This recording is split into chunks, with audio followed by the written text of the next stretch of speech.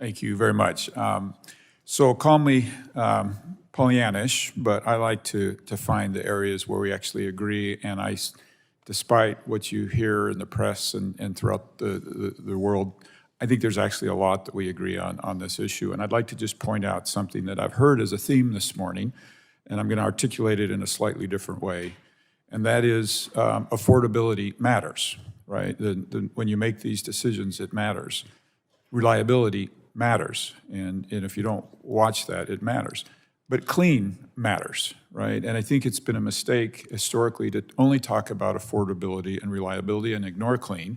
And I think it's been a mistake to talk about clean and ignore affordability and reliability. And in an oversimplistic way, I think Europe went down a path of clean only, and clean mattered far more than affordability and reliability.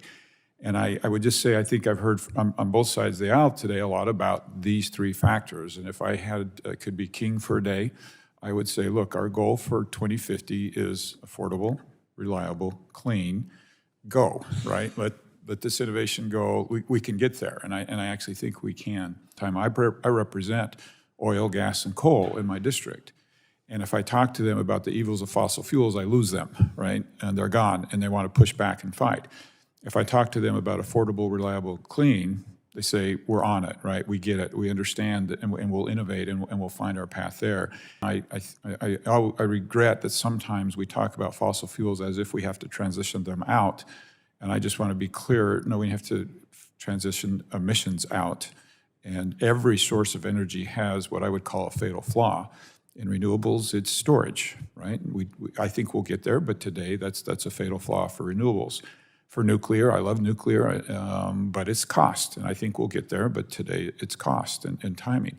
And for fossil fuels, you've got these issues of emissions, and I think with carbon sequestration, direct air capture, and if you talk to everybody that I know in the fossil fuel industry, they'll commit to a net neutral by 2050. So I think it's important that we include them as part of the solution and not part of the problem.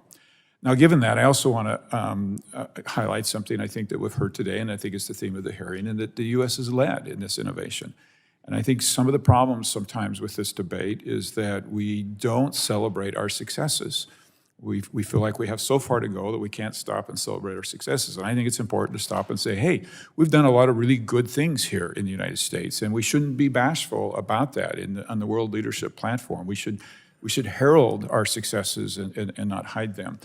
And I actually think that in all the major sectors, we lead in cleanliness around the world. And not perfectly, but in a lot of sectors. Right. And I actually think that there's some things coming at us, the C-bomb from Europe and things like that, where it's going to be important for us to say, from the Department of Energy, this is what we're doing. So I'm pleased with Representative Peters to be working on what we call the Prove It Act, which would be a government study that would actually demonstrate in all of these sectors where we are leading, maybe where we're weak in a couple of areas, but where we're leading, so that we have actual facts when we're sitting with China and talking about the discrepancy that we're putting on U.S. businesses. And when the CBAM is put into effect, we're not using Europe's numbers, we're using our numbers. So,